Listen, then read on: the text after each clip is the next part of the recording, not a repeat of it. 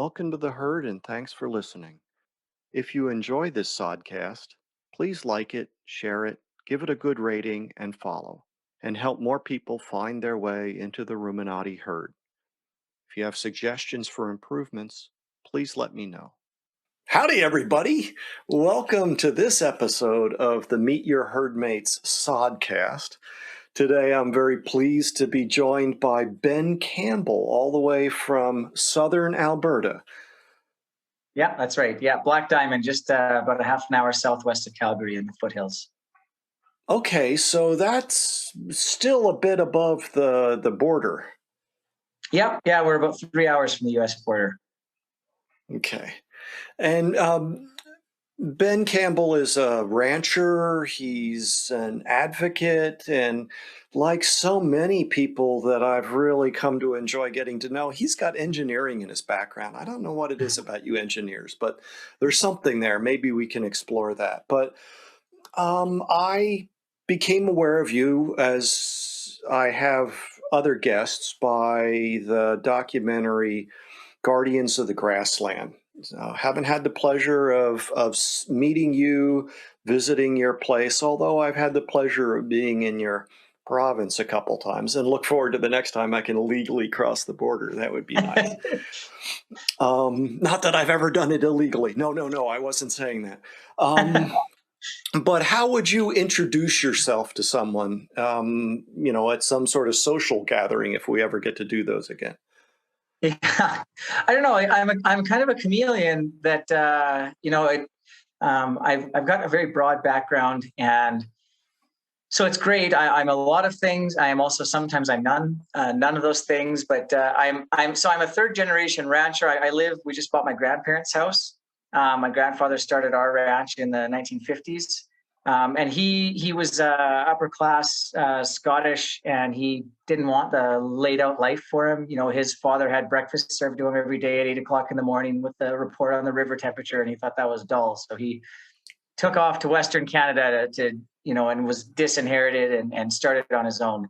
So in some ways, I'm a third generation rancher, but I grew up actually on an acreage on our own ranch. My dad wasn't a rancher; he wasn't involved in the farm, and neither was I. So I knew absolutely nothing about agriculture. I went to a high school that just had city kids, and I was ashamed of being from the country. So I really pushed away from the farm. So I'm also a first generation rancher in that I started sort of from scratch. I didn't inherit our farm. I don't get any kind of family deals or discounts. So it's I guess I would say I'm a rancher, recovering engineer, and conservationist, an environmental advocate. Yeah, so there's the joke about you get into agriculture two ways: you are born into it or you marry into it, but in your case, no. um, so environmentalist, conservationist, rancher. There are a lot of people who would think that those three words shouldn't belong in the same sentence. Yeah, the reason I was an environmentalist first, and I got into ranching actually as a way to be an environmentalist in practice, in action, instead of just an advocate, but to be I guess that's how I became a conservationist, is by doing that on a daily basis through agriculture. I learned about grass-fed beef and how it can be good for the environment, and how it can be healthy food for people, and how it can be healthy. It's a healthy environment for people to work in. So it's something that I can enjoy, something that I can share with my community, something that's good for the environment. So it checked off all the boxes. Before that, I was an engineer working in the oil and gas sector in the oil sands in northern Alberta. And the project I was on, we built a tailings pond 5 kilometers wide, which is like this massive lake of sludge. It's pretty gross. So it wasn't really my passion. But when you're an engineer in Alberta, you work in oil and gas almost for sure. And so that's how I switched careers and professions. But you did some international traveling. Yeah, I never actually got an engineering degree to be an engineer. I just liked physics and problem solving. So I took engineering. I thought, well, I'm sure I can figure some way. I'm sort of a guy that's happy to walk down a road without totally knowing where it goes. So I got an engineering degree so that I could opened doors for the future. And I definitely didn't want to be an engineer. When I finished university, I worked for Engineers Without Borders Canada. There's an American organization, a British, and several different ones for each country. And I worked for Engineers Without Borders Canada in Zambia and Southern Africa. Hmm. And how long did you get to work there? I lived there for a year, and we do like a cultural immersion. So we don't live like in a camp or like a special residence. We just live, in pretty humble settings. We bucketed our water out of the well with a little rope and a old oil bucket, and used a latrine and had a bath out of a bucket, and lived there for a year. My wife volunteered as a nurse at the local hospital, and I worked in the agriculture sector, actually, just by coincidence, with an outgrower cotton farm scheme and a microfinance or a mobile finance company. So I'm trying to pay these cotton farmers. It was really interesting. It's engineering is problem solving. And so that's Engineers Without Borders Canada doesn't do engineering in a technical sense. They just do problem solving. And that's what I did. Excellent. So how long ago was that, though? 2010 to 2011. Okay. Because so a while ago now. Yeah, well, thank you very A little much. bit. A decade ago, Yeah. which, what a decade I had last year. Seems a lot longer than just 10 years ago, right? Yeah. But so you came back to Alberta. You had to made a decision at some point that this ranching was something you wanted to pursue, but it wasn't coming home to the ranch. It wasn't going to be funded by, some deep philanthropic organization. It was, how am I going to make enough to support my family with what I can afford to do? Yeah, exactly. So I was working full time as an engineer. Actually, I started ranching 6 months after I started engineering. I bought 4 yearlings, which is basically nothing. And I did that for a year. And then the next year I bought 17. And then the next year I had 27. And then I quit my job as an engineer to work full time on the farm. And so the way that we were able to make ends meet, I mean, it was pretty modest ends. Yes. But someone asked me the other day, how did you live making that much money? And I said, I don't know, like I was living in Africa, spending nothing. I don't know, we were spending a couple dollars a day. I was a university student before that. So, I mean, I was used to living on nothing, which was a benefit. And then from there, I quit my job after 2 years. And by 2018, I was managing 550 head of cattle on 6,000 acres. So it was a pretty steep learning curve, a pretty fast growth.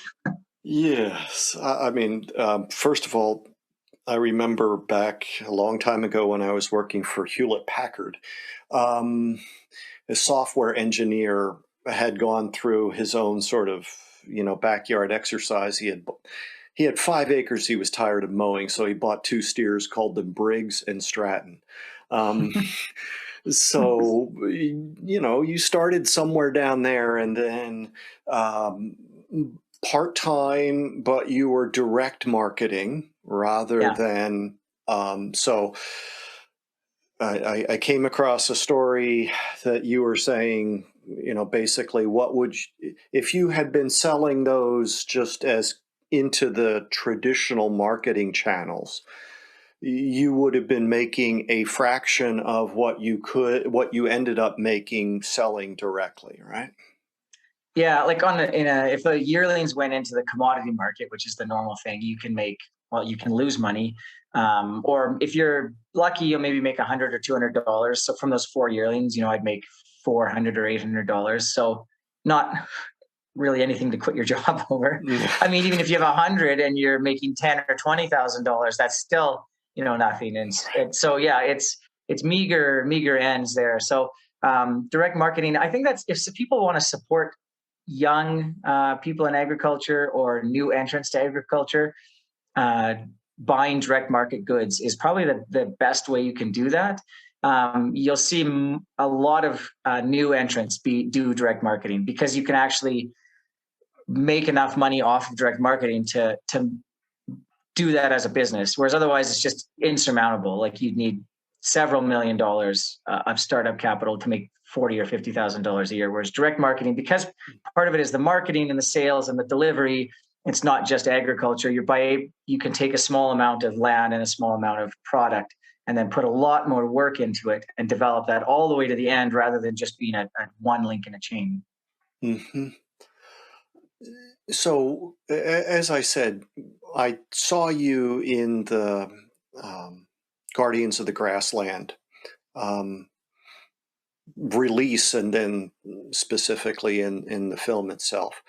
And you made a comment in there in the documentary about cattle sharing the ecosystem. So I'm wondering about your trajectory going from being ashamed of coming from anywhere near agriculture in high school, going international, experiencing that, coming back, and then starting on the trajectory that, how many acres and how many head did you say? 550 head of cattle and 6,000 acres.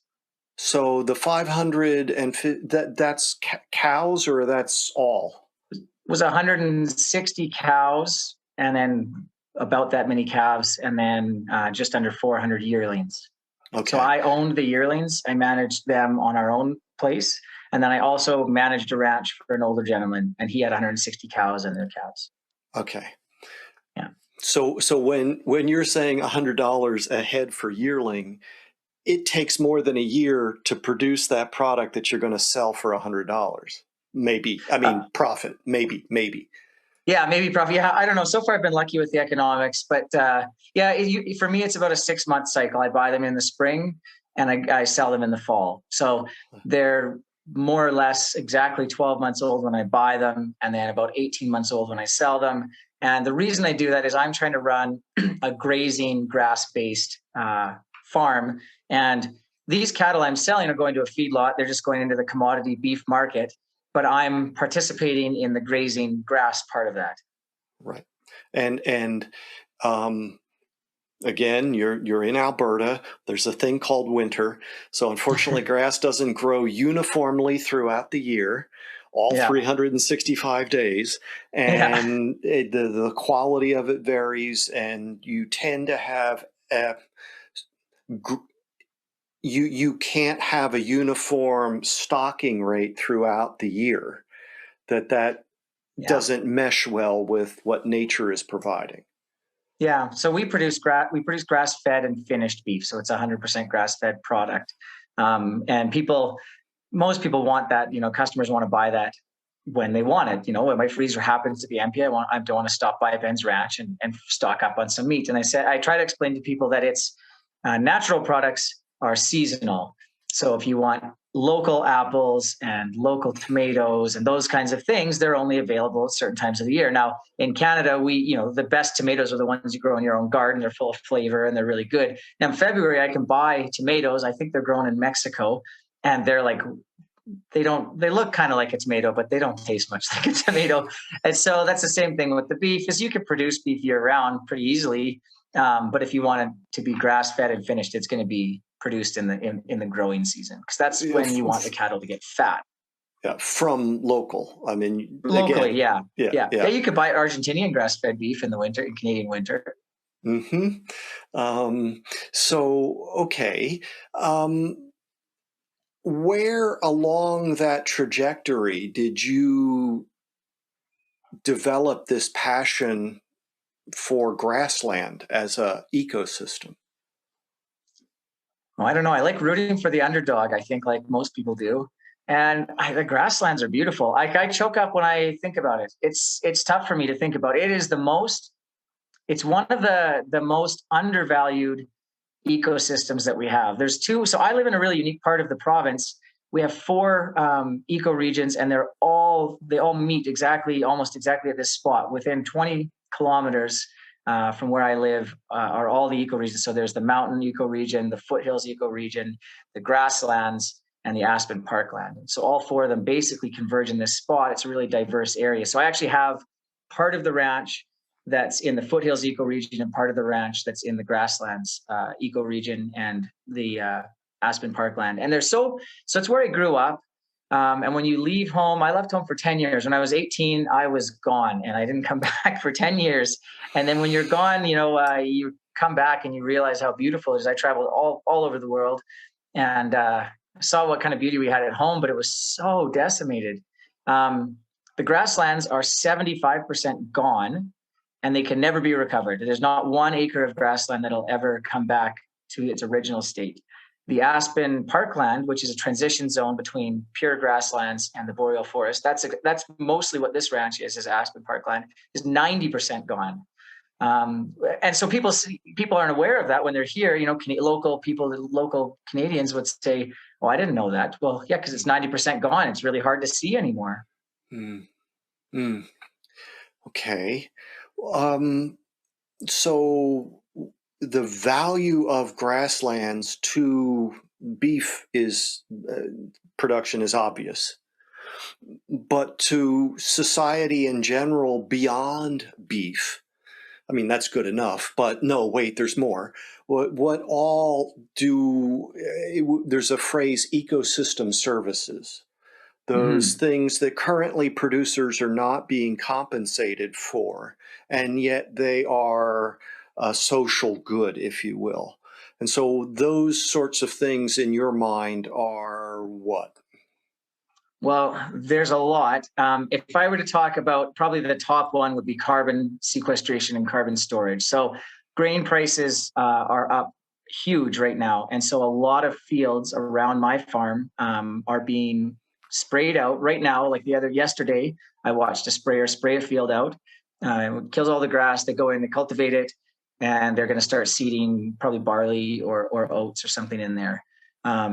So the cultivation will decrease that. In my area, my pastures have about 15% organic matter, and a cultivated field next door will have somewhere in the neighborhood of 7% organic matter. So that would equate to about 15 tons of carbon per acre.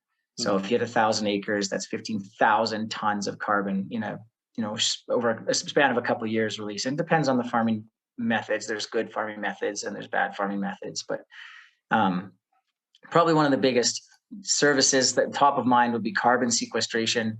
So if I said, my farm's however many thousand acres and how many thousands of tons, tens of thousands of tons of carbon is being held there, that's one thing. The other thing is, if we only have 10% of our aspen parklands left, if we only have 25% of our grasslands left, that means that every acre counts. So because species don't exist on 1 acre. It's not a linear trend where you get down, we've got 25% of this species left. So we'll just, we'll decrease it by half. We'll have half of that species left. No, since 1970, which is well into the destruction of the grasslands, we've lost 84% of grassland wildlife. So since 1970, 84% of grassland wildlife is gone. And 1970 was well into the destruction of the grasslands. Mm-hmm. So what's the value of that? People say, why do we need to have cattle on it? Well,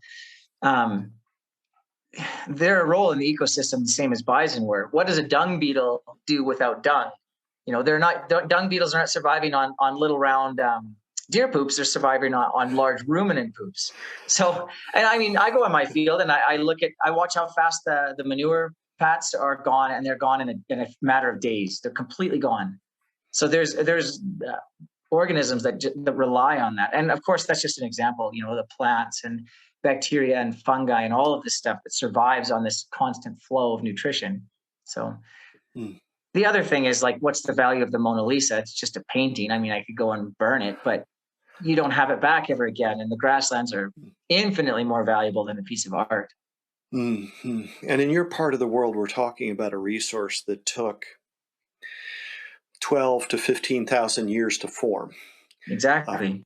Following the last glaciation and built up the unique relationship between grasses and grazing animals, fire, There Hmm. was anthropogenic management Yeah. prior to European settlement. Um, and it seems to me from the Guardians that there was mention of an attitude in parkland management, the Hmm. Grasslands Park, which is, I guess, a national, or it would be called federal. Is that right in A Canada? national Or park. Yeah, Grasslands National Park. okay, and a decision was made that there wouldn't be cattle grazing. Yeah. And what happened? They lost biodiversity. The ecosystem essentially stalled and started to nosedive in terms of health because the grasslands the cattle are a keystone species of the grassland, but they're very similar to bison. They have a very overlapping diet to bison. You can break down a lot of grazers' diets based on browsing, which is like eating leaves, so eating leaves off of bushes versus eating grasses. And so there's things like goats that are largely going to consume leaves off of bushes. And then there's things like horses, which are largely going to consume grasses. And cattle and bison have a very similar grazing pattern. They're very similar sized animals. Um, and so things, cowbirds are things that used to follow bison. They're nomadic birds. They don't have nests. They follow the bison and they eat the bugs that grow uh, through the herd or through the manure or how there's a whole several populations of insects that follow the bison, and then there's these birds that follow the bison, and so these birds lay eggs in the nests of other birds, and so those ones do have actually increased in number because of cattle, because there's even more cattle than there used to be. So Hmm. there's cattle, they recycle nutrients. Grass, when it grows, there's two forms of growth: above ground growth, which is what we see, and that's sort of cycled annually, where in the spring it grows, and in the fall it's going to go dormant, and the actual leaf matter above ground largely dies, and that carbon is re-released into the atmosphere. But if you don't have cattle to the ground, then after the ground freezes, and so in the winter the ground is frozen. There's not really much biological activity. There's not really much biological cycling of nutrients because it's frozen. But what you have in a or in cows' stomachs is a healthy biome of microorganisms, and so that what cattle eat and bison they eat all winter long, and so they recycle those nutrients even in the middle of winter. So I get cattle here in March, and we don't really have sufficient grass growth to graze new growth until the middle of May. So we've got about 75 days where my cattle are grazing what's called stockpiled forage. So I grow grass in the late summer, save it over the winter, and then we eat it in the spring before there's green grass growth. And so these cattle are cycling the nutrients well before the soil is able to do that. Mm. And and one of the things, the youngest part of a grass plant is the bottom, Mm-hmm. versus something like alfalfa, where the youngest part is at the tip because of where the Yeah. growing points are. Mm-hmm. And and if that grass grows and is not utilized, then you shade out the base of the plants and they get more open. And so there's lots and lots of reasons why these plants that evolved under the pressure of grazing and under the presence of fire Yeah. um, need that in order to maintain vitality, Mm-hmm. as well as the other functions that are taking place. And some of the others that come to my mind have to do with the water cycle, Yeah. that we have all of these watersheds that when the grassland is removed from them, the quality of the water declines because now they're more susceptible to water erosion, wind erosion. Over time, we're not getting the infiltration, so the aquifers degrade, Yeah. and then we've already mentioned things like pollinators and other wildlife species, and um, having a large amount of dry, dead material anywhere is a fire hazard. Yeah. So, under mismanagement, we can have encroachment of invasive species that are not as valuable as some other species. And so you mentioned something about being willing to go down a road that you don't really know the destination. That sounds like grazing management to me. I mean, we sort of know where we're going, but then we have to keep taking measurements or evaluations along the way. Yeah, absolutely. I am always willing to be wrong, because I probably am in many ways, or at least at a minimum, I can get better. I don't stand on a soapbox and say, this is how we do things and this is how it's done.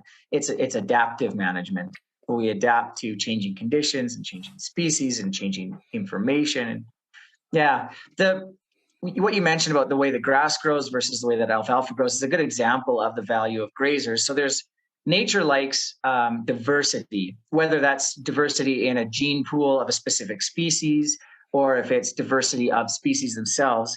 Nature likes diversity. Diversity is stable. That's the bottom of the pyramid that adds the stability to life. And different plants have different growth strategies. Some plants spring up really fast in the spring and they grow really tall. Other plants are really good at growing low and not being as affected by grazing. Other plants grow in the middle of summer when it's really hot, and the ones that grow in the spring when it's cool, they're not growing. Some plants are able to be submerged. Reed canary grass is not native here, but it's able to be submerged for 75 days continuously and not die, where other grasses are really drought tolerant. And so when you have grazers that come in, they level the playing field for all those grasses. When you remove grazers, the biology shifts to a monoculture. So the grasses that grow really tall, really fast in the spring, they have the advantage, and they'll shade out everything else. And then they'll do that year after year after year. And that's what they have. So the Waldron Ranch has an exclusion zone, which is a fenced off area. It's about an acre, 1 or 2 acres. And they have not had any grazers there for 30 years. And it is virtually a monoculture. It's almost like the ecosystem is on pause. There's moss and a lot of dead material above ground that's not recycled. The wildlife doesn't go in there. Deer will go in there, they'll see what's there, and then they'll hop the fence and back out and go graze in the pasture.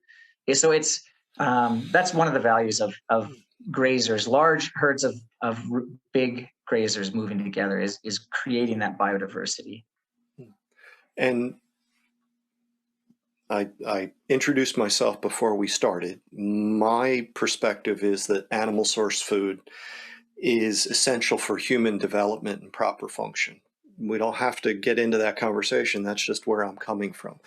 But that the production of those foods from ruminant animal systems offers unique ecological advantages over other forms of animal source food production.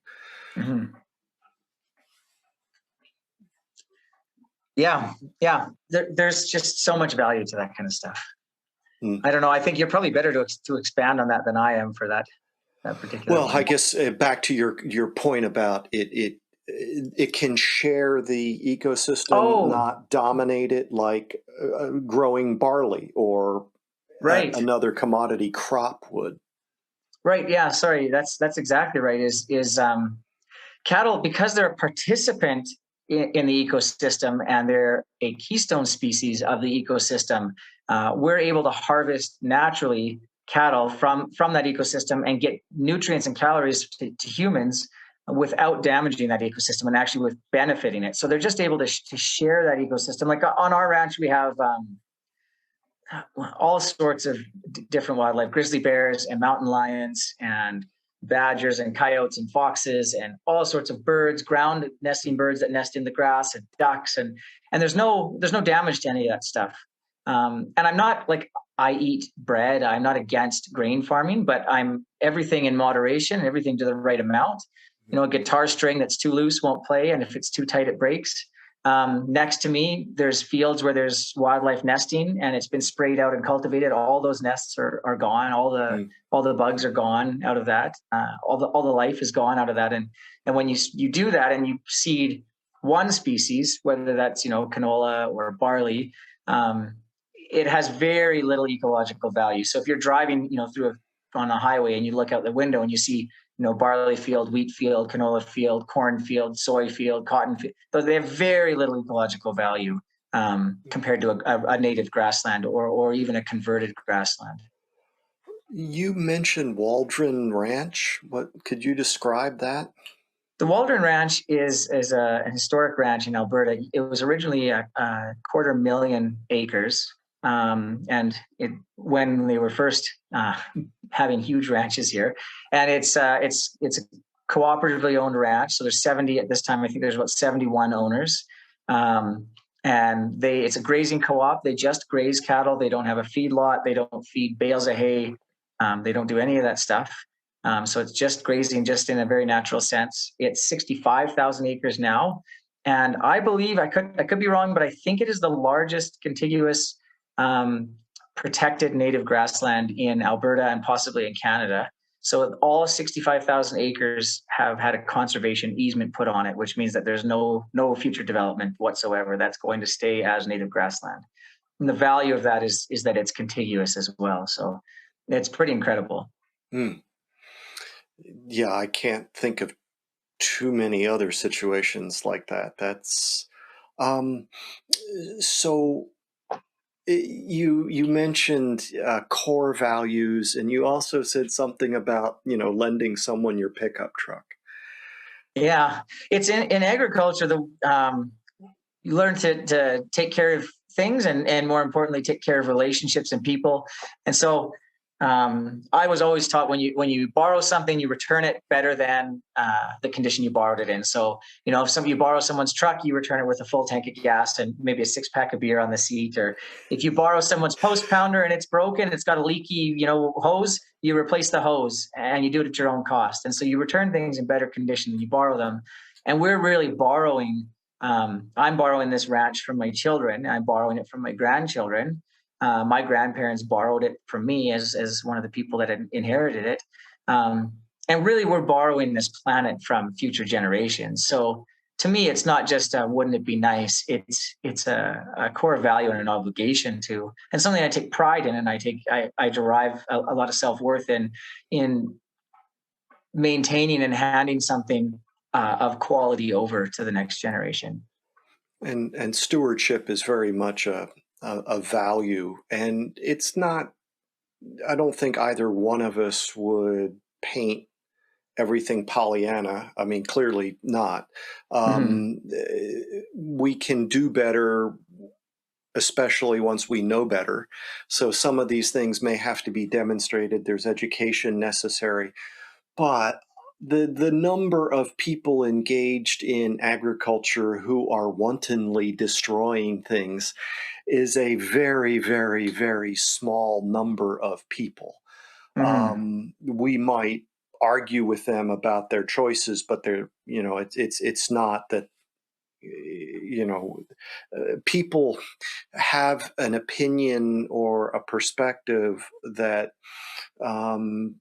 livestock producers are abusing their animals, which it's not been my experience. It's been my Oh. experience that cows come first is one phrase that I heard from a country rancher. Sorry, a country physician serving ranchers. Kind of a longish story, which involved a patient who refused admission for a heart attack because he hadn't made arrangements for his cows to be taken care of that night. And he was like, I've got to take care of the cows. I'll be back tomorrow, whatever, but cows come first. Yeah. So, that may be, I don't think that's that extreme in one way or another. So also in,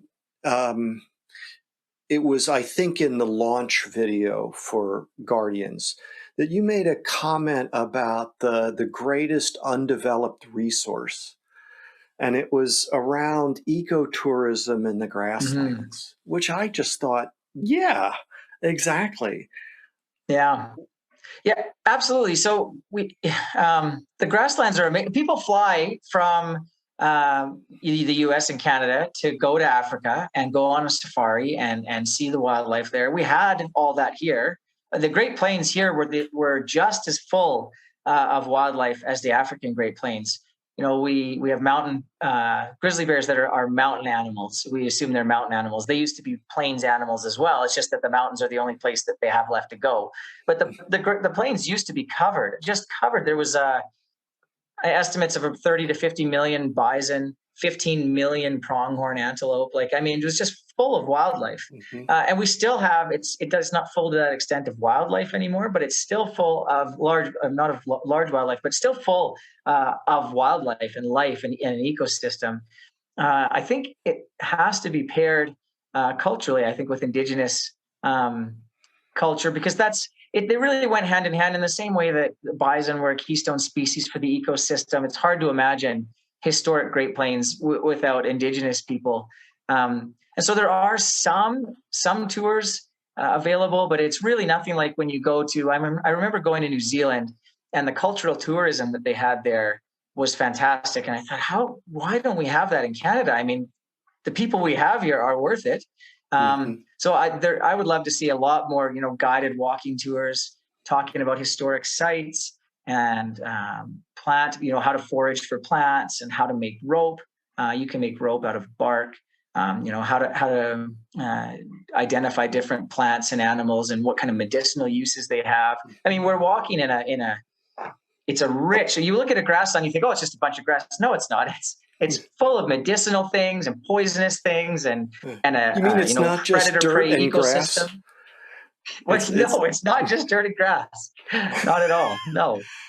What was that about? No, clearly not. But and part of I've spoken to a number of people and read many things on the European experience coming west. And when the prairies were referred to as the Great American Desert, because there were no trees.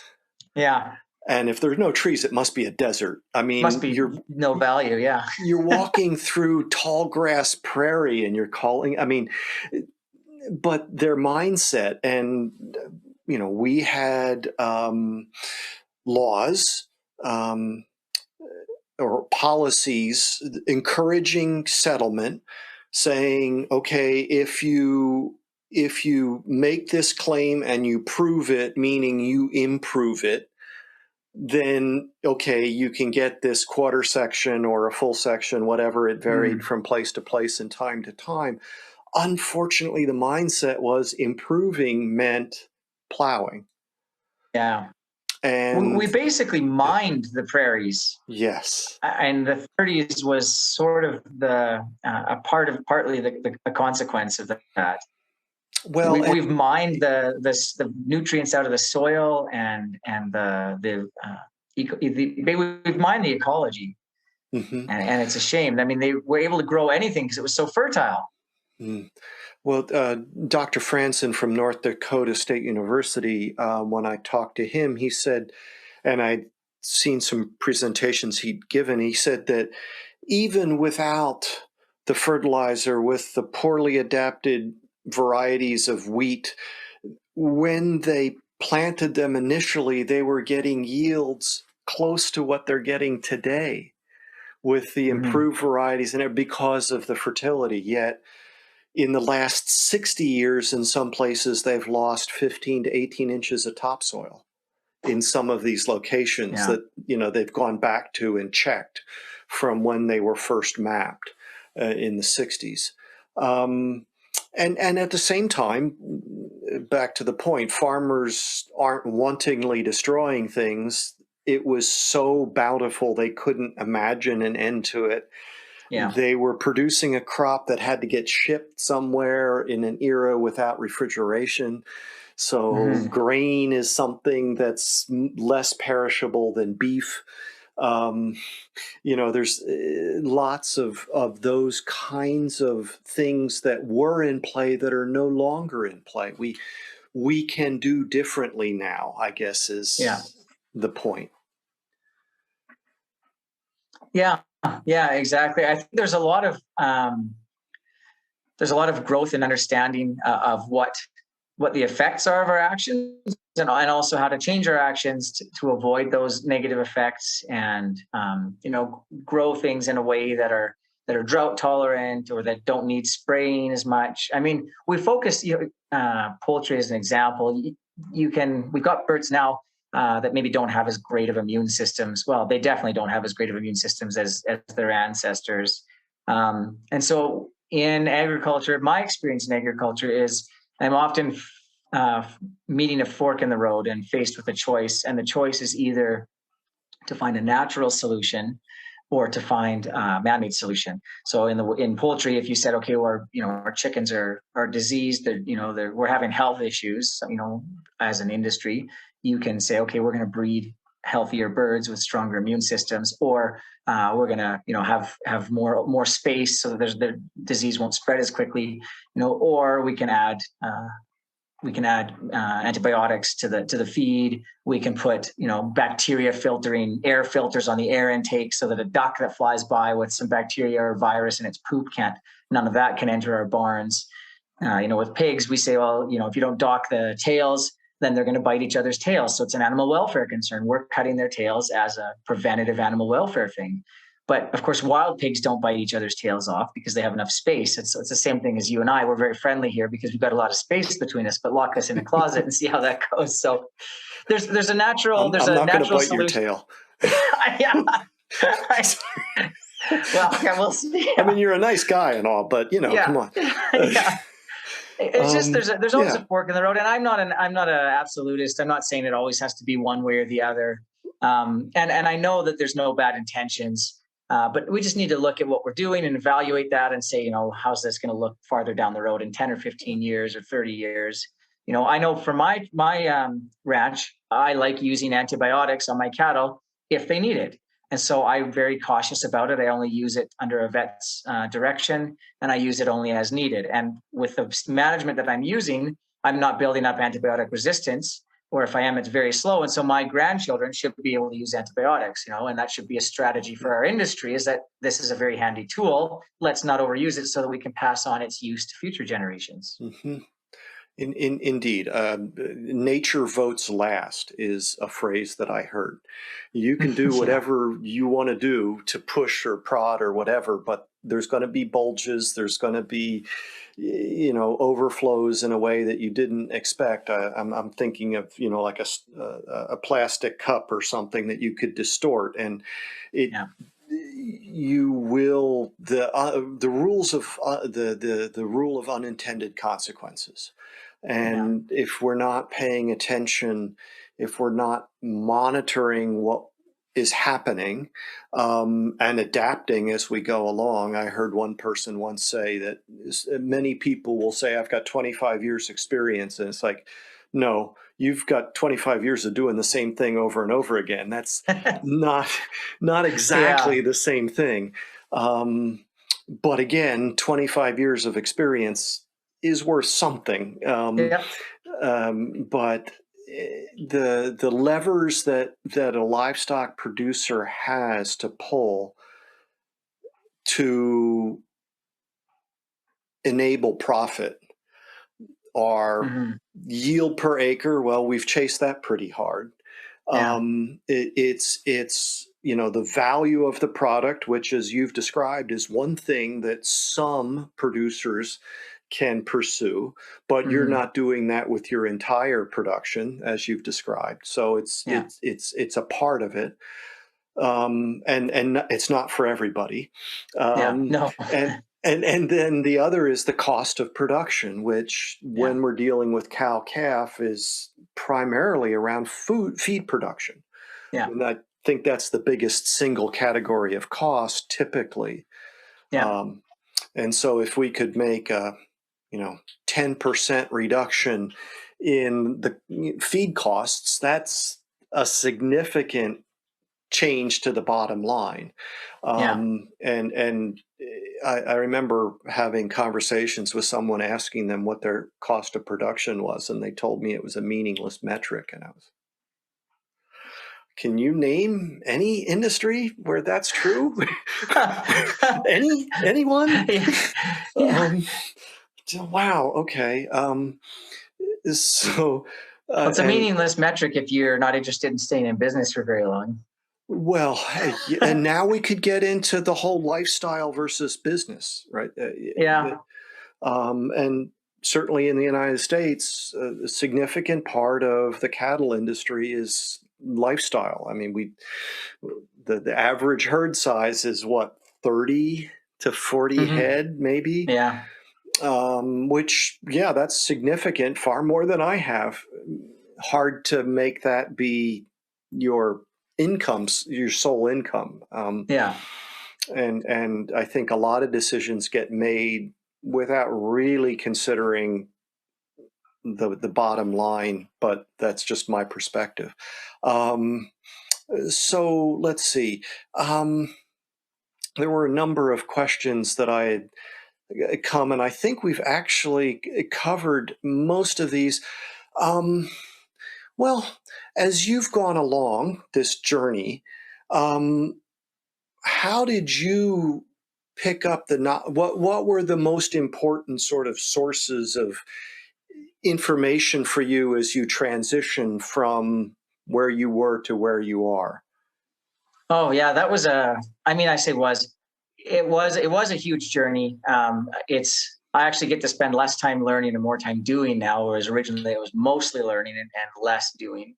I started by reading articles online and buying books on grazing as much as I could. I didn't know anyone. I literally knew no one to talk to about grazing or ranch management or any of that. So first I started reading on my own as much as I could. Then I started paying to take courses because I didn't know anyone to ask questions to. So I would pay people. I flew to South Dakota and took a crazy ranch management school called Ranching for Profit. And I drove to Idaho and took a 4-day grazing school.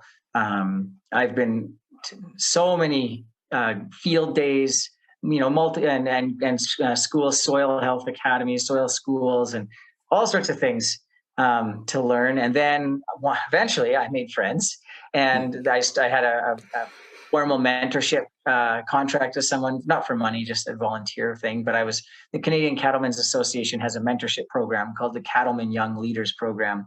So they select 16 people from across the country each year, and they finance us with a small budget to and the main thing is linking you up with mentors. Then you get mentors for a year, and it's sort of a formal thing. And then we also attend conferences and events, and they do training sessions with us. So then I had a lot of mentorship through people who are my friends now. And now I've got a cell phone that's full of phone numbers that I can call if I have a question for a nutritionist or a veterinarian or an animal handling specialist or a crop specialist or a grazing specialist. I can ask all those things. But it was steep learning curve. I remember just like walking up to a group of strangers and sort of melting into their conversation circle and laughing at the jokes that I didn't understand, and they're kind of looking at me like, who is this guy? And if you just show up long enough, eventually someone has pity on you and asks you a question or asks you to sit with them at lunch. Yeah, Yeah. nice. So was that Jim Garish in Idaho? Yeah, Jim Garish in Idaho's Lost Rivers Grazing Academy. He was one of I think 4 or 5 different teachers. That's without a doubt the best grazing school I've ever been to. They had a different instructor for every different thing, and we got to have our own herd of cattle for the 4 days that we were there and manage them every day. And it was just fantastic. Jim Garish is probably I would say he's the #1 grazing expert in North America.